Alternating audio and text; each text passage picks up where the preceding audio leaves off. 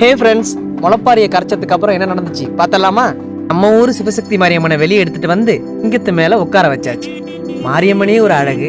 இந்த அழகுக்கு இன்னும் அழகேத்தி பூ, ஜுவல்ஸ், அப்புறம் சேரி எல்லாம் புதுசாக கட்டி விட்டு பார்க்கவே சூப்பராக பளிச்சுன்னு இருந்தாங்க மாரியம்மா. அவங்கள பார்த்துக்கிட்டே இருக்கலாம் போல இருந்துச்சு. அதுக்கப்புறம் என்ன ஆச்சுன்னா ஊர்வலம் தான். ஊர்வலம் இல்லை, கோயில் வளம். ஏன் அப்படி சொல்கிறேன் அப்படின்னா, இப்போ நம்ம கோயிலை சுற்றி தான் வரப்போகிறோம். ஊர்வலத்துக்கு நாளைக்கு போவோம். அதை எப்படின்னா ஊரை சுற்றி வருவோம். சாமியை வெளியே எடுத்துகிட்டு வரும்போது மோளம், பிபி, ரிதமான மியூசிக்கோட காம் மூமெண்ட்டை கோயிலை சுற்றி சாமி எடுத்துகிட்டு வந்துக்கிட்டு இருந்தோம். சில பேர் காவடி ஆடினாங்க. காவடியும் பார்க்க நல்லா இருந்துச்சு. மாரியம்மன் அதை விட அழகாக இருந்துச்சு. ஏன் பண்ணுறாங்க அப்படின்னா, பெண்கள் முளப்பாரியை எடுத்துகிட்டு நாங்கள் எங்கள் ஊரில் ஒற்றுமையாக இருக்கோம், சந்தோஷமாக இருக்கோம் அப்படின்னு சொல்லி ஊரை சுற்றி வந்தாங்க.